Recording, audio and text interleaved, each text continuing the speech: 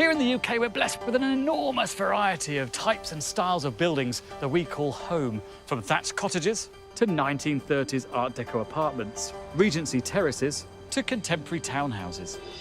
But sometimes, while the exterior creates a wow factor, the interior can be distinctly lacking.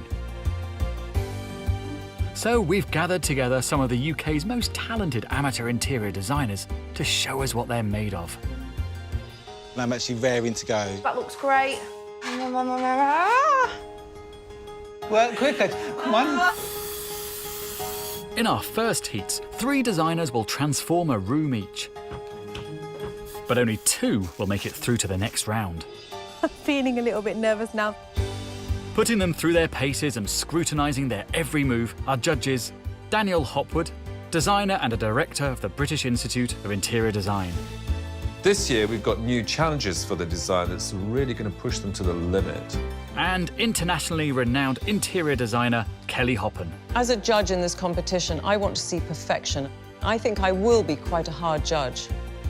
But it's going to take a lot of creativity and hard work to be crowned winner of the Great Interior Design Challenge.